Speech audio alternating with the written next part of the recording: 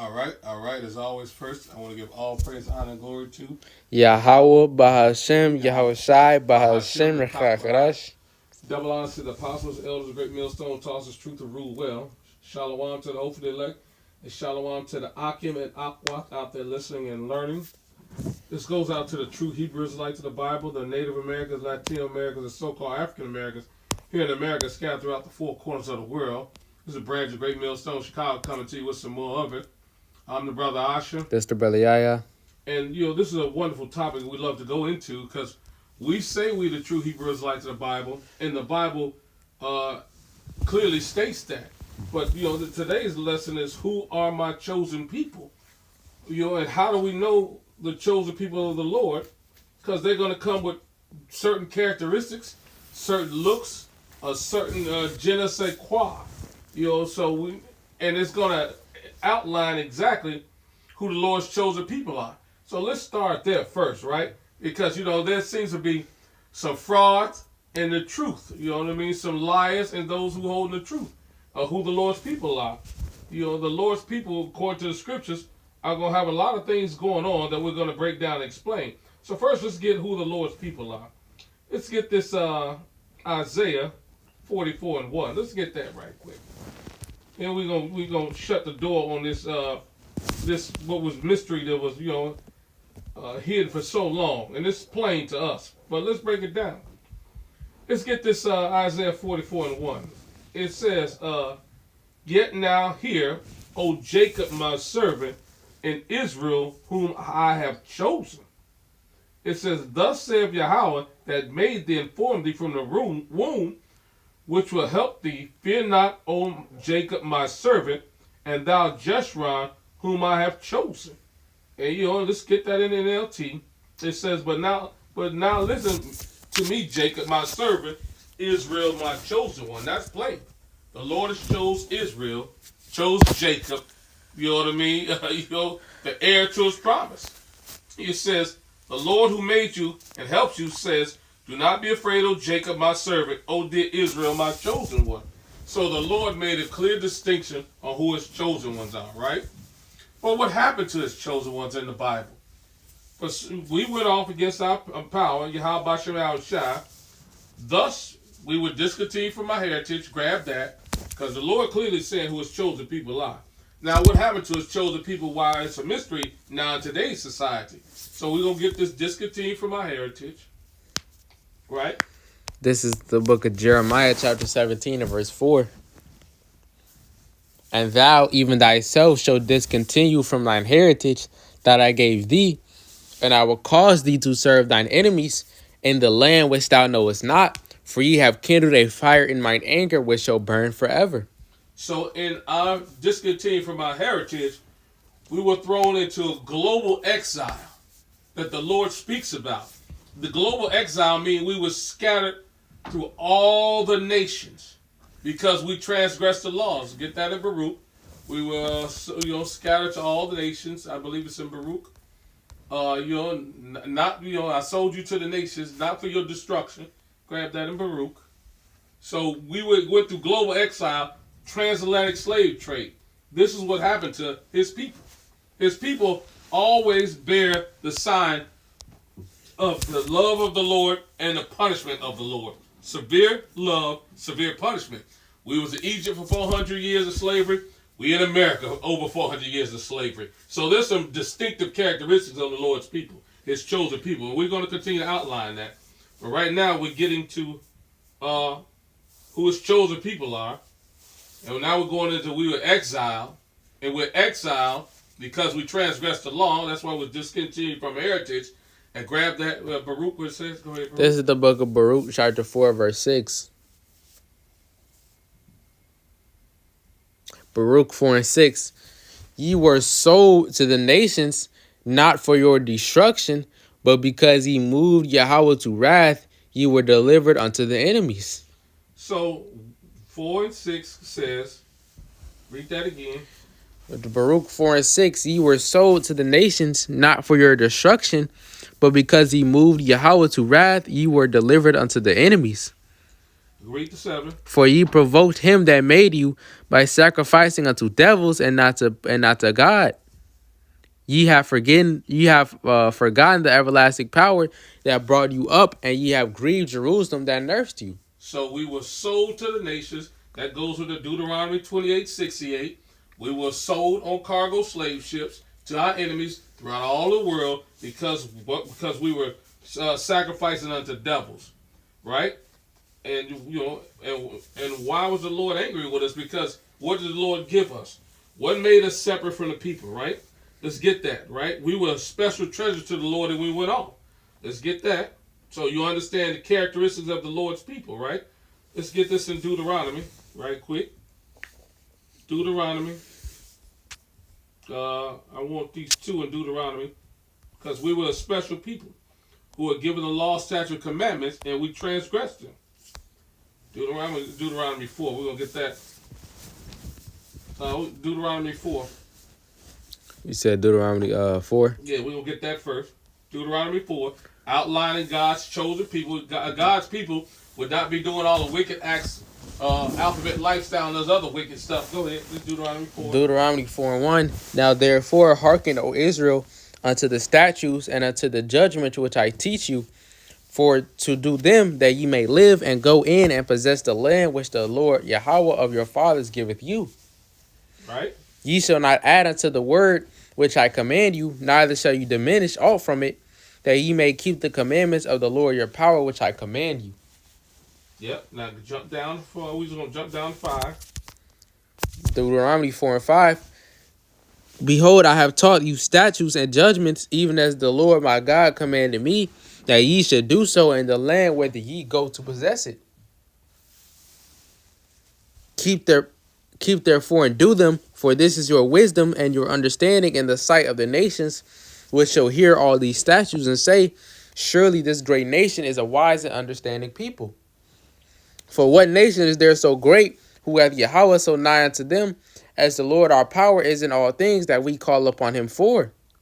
And what nation is there so great, that has statutes and judgments so righteous as all this law, which I set before you this day? This is his people. The Lord gave the law, statute, commandments to his people Israel, which is backed up in Romans 9. And we have transgressed all these laws, statutes, and commandments. Therefore, the Lord sent us to global exile. Where we were discontinued from our heritage, where we wouldn't even remember who the hell we was, and let alone the Lord. But but the Lord said, based off of y'all severe punishment, I'm gonna bring you back, right, into remembrance.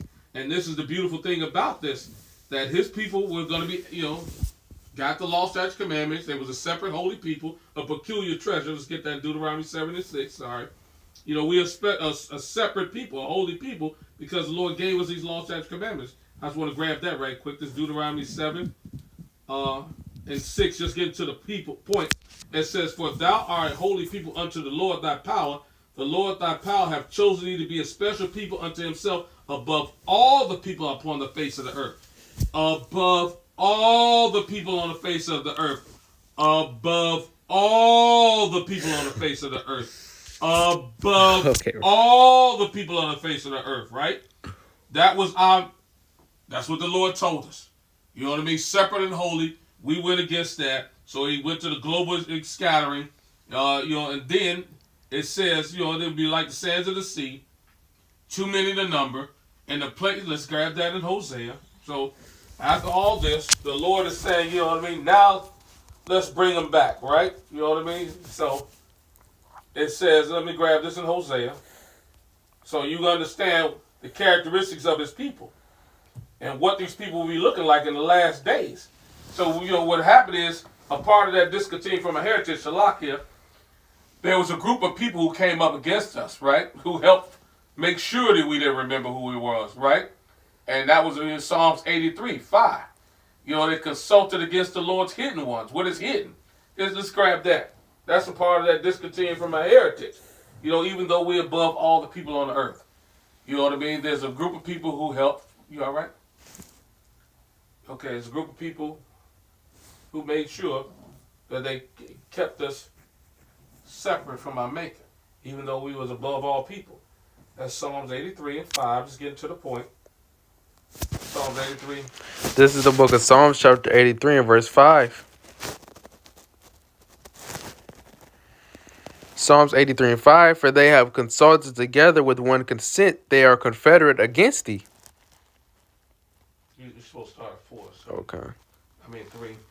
Psalms 83 and 3, they have taken crafty counsel against thy people and consulted against thy hidden ones. And what's the word hidden ones? It's precious ones. It's treasures. It's special as hidden ones. Let's get the word hidden ones. We just went to the Deuteronomy, right? That says that we were, what did Deuteronomy say? Special treasure above all people? Yeah. Let's get this hidden ones. Does this line up? Treasure. Store up. Hidden treasure. To be stored up. A treasure. His special treasure. So those are the hidden ones. The Israelites. That's the hidden treasure. That's, all right? Verse 4, they have said, come and let us cut them off from being a nation, that the name of Israel may be no more in remembrance. For they have consulted together with one consent, they are confederate against thee. Yep. And you finish reading down there, it outlines all the nations who are confederate against us. But we know, since we're above all the nations was confederate against us. But the Lord said, you know what I mean? I'm gonna cause them to remember themselves in the land of our captivity. And this is what's happening now. The Lord, through the Rakakwadash, is giving us remembrance of who we were. Despite being discontinued from our heritage, despite being scattered globally, the Lord has said, you know what? I'm going to bring them back to me. Well, point blank period. Get that, Baruch. I will bring them in the land of captivity. They will remember themselves. So, no, this doesn't apply to anybody else. Everybody else know who they are. Over here in America, we label black. That's not who we are. The white man is named white. That's not that's not his nationality. Those are social constructs. So obviously we got to break the code. And we break the code through the scriptures, the relics, the prophecy, and the curses that was applied to us. Deuteronomy 28. We already talked about it. But that's okay. Let's get the rest of it. All right. This is the Back in that Baruch. This is the book of Baruch, chapter 2 and verse 30. Baruch 2 and 30, for I knew that they would not hear me, because it is a stiff-necked people, but in the land of their captivity they shall remember themselves. Right. And that's what's happening now. We remember ourselves through the Rakakwadash. You know what I mean? He's made, and now we're showing the whole world who we are, based off what the Lord has put in the Bible, the characteristics, the relics, everything that you say. You got pyramids in Illinois like the pyramids in Egypt. You got pyramids in Mexico like pyramids in Egypt. You know what I mean? So y'all can pull this up. You can Google the pyramids. So that's letting us know that whoever built them pyramids, the Hebrew Israelites who built the pyramids in Egypt, were scattered throughout the world, and there's pyramids and relics of these people. Let's make no mistake about it. Google it, do your research, see that there's pyramids in Egypt. It has the same characteristics as the pyramids in Illinois, in America, in Mexico, South America. There are pyramids over here in the land of our captivity. We were 400 years in Egypt. We're 400 years over here in America, which is called spiritual side of Egypt. Let's get that, right quick, just for the side note. This is just a sidebar. So remember, captivity in Egypt, the Lord, cleared us out of there. Now, there's another Egypt that he sent us to in ships, pursuant to Deuteronomy 28:16, shipped us in cargo slave ships. You can Google the cargo slave ships. You can look at the transatlantic slave trade. This is clear. This is not no hocus pocus. Revelation 11 and 8, and their dead bodies shall lie in the street of the great city, which spiritually is called Sodom and Egypt, where also our Lord was crucified. And the dead bodies meaning spiritually dead, man, because according to Ezekiel 37, we're those dry bones that were spiritually dead because we didn't know the truth.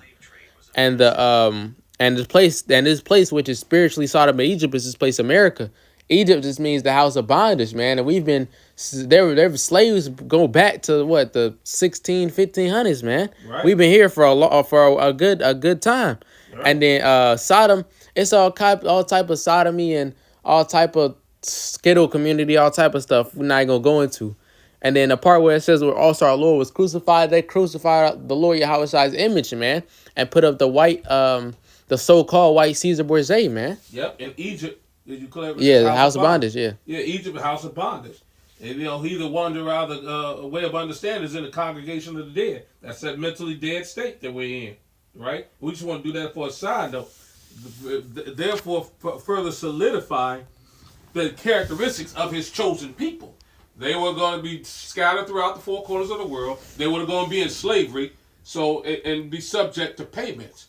And they was in slavery in Egypt. They were in slavery here again. Those people over in the land, those imposters, they never went into slavery. How you gonna go? I ain't never seen Einstein or yokes of iron around his neck. Come on, man. There's too much scriptures, man. Y'all do the research. Pay attention. And this ain't a black thing. This is a lineage. Going back from our bloodline thing. So, by us being scattered throughout the four corners of the world, it's going to be Israelites who look like the other nations because we were scattered through the other nations for all the years we've been in captivity. So come out of with that black only thing. No, the Hebrew Israelites, we were scattered and in exile globally because of our wickedness. But the Lord said He's going to remember ourselves, and then He said, after we remember ourselves, the Lord is going to start revealing more and more. And then let's get to this Hosea 1:7. Because it's going to be the place where they say, you are not my people. There you shall be my people. Let's get that. You can't fight the scriptures, man. There's Hosea 1. Mm-hmm.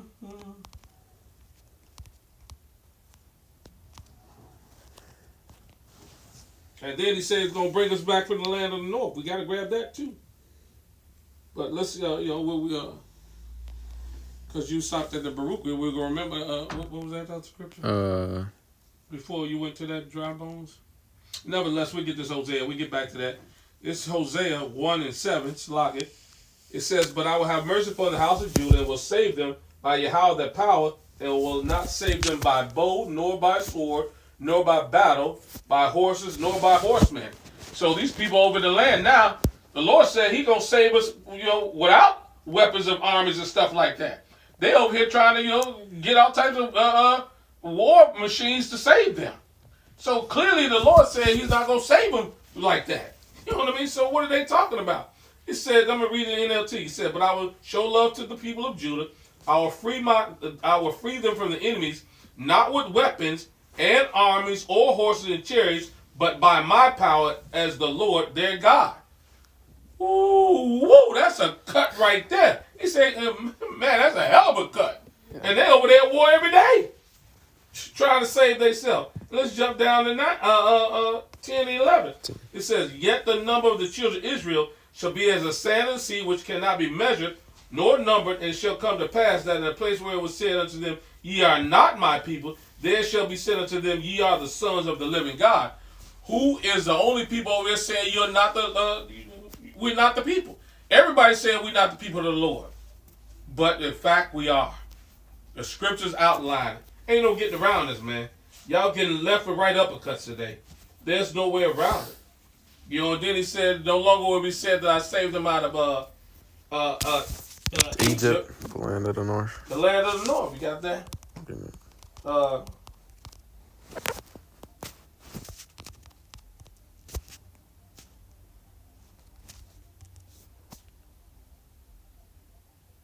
Jeremiah, what is it?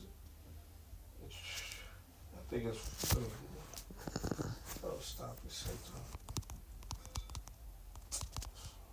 You still recording? Yeah. Okay, my thing acted up on me. It shut down on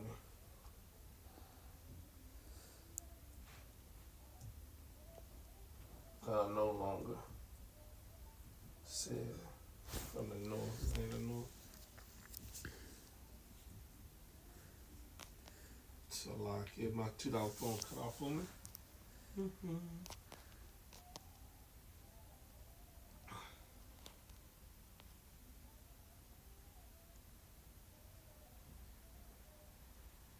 No longer.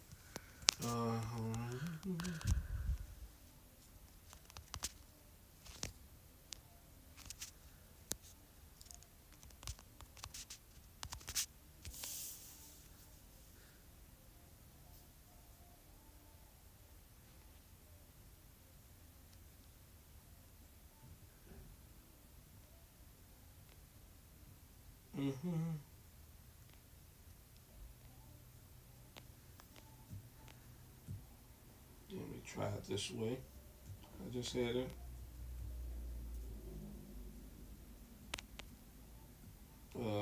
Just bear with us.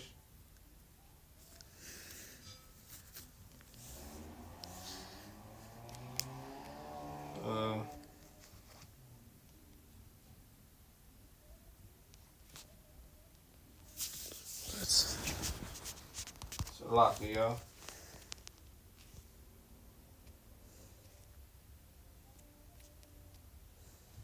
Jeremiah 16, I believe. Let's see. 16 to 14. Let me see if that it. It's Jeremiah 16. Let's see if this is it. Oh, yeah, it's just two different verses. I got it. Okay. Yeah, this is the book of Jeremiah 16 and 14. Therefore, behold, the days come, saith Yahweh, that it shall no more be said, the Yahweh liveth that brought up the children of Israel out of the land of Egypt. But the Lord liveth that brought up the children of Israel from the land of the north, and from the lands whither he had driven them, and I will bring them again into their land that I gave unto their fathers. And that's the point. That's right to the point. So, no longer will we come from exile, like we did in Egypt, but now we're going to come out of the north. The point made. So at the end of the day, these impostors over the land are not the people. The true people of the Lord are going to come with all the things that the Lord said. Come from exile, be scattered throughout the four corners of the world, and went into slavery again. Those are his characteristic people. That only fits one people. You know what I mean? Then it also said in that Ezekiel that there was going to be some frauds in the land. Ezekiel 36, 2 and 5. Said there's going to be some people who took over the land. Right. So, that's another prophecy that they don't want to talk about. So this is just clarifying who the Lord's chosen people is. Ezekiel 36, 2 and 5. It also says that some frauds are going to be in the land, some impostors. One of them says a bastard should dwell in Ashdod. That's Zechariah 9 or something like that. Mm-hmm. What, Ezekiel 36? Yeah, 2 and 5. Ezekiel 36 and 2. Thus saith Yahweh power, because the enemy has said against you, aha, even the ancient high places are ours in possession. And you jump down to 5. Yeah, jump down to 5, yeah. Verse 5. Therefore, thus saith Yahweh power, surely in the fire of my jealousy have I spoken against the residue of the heathen, and against all Idumea, which have appointed my land into their possession, with the joy of all their heart, with despiteful minds to cast it out for a prey. And Idumea is a Greek word for Edom. So Edomites are in our land. And who's the chief nation among Esau? Amalek. Those are as the elder says, Elder Malcolm loves to put it, the Khazar deniers, the 48ers. You know what I mean? But nevertheless, I think we've exhausted the fact that, the Lord's chosen people, true Hebrew Israelites of the Bible, Native Americans, Latino Americans, so-called African Americans here, scattered throughout the four corners of the world, based off of us being shipped off to slavery, discontinued from our heritage, and the Lord saving us and putting us back in our land. That doesn't fit the narrative of the other people. With that, we want to give all praise, honor, and glory to Yahweh.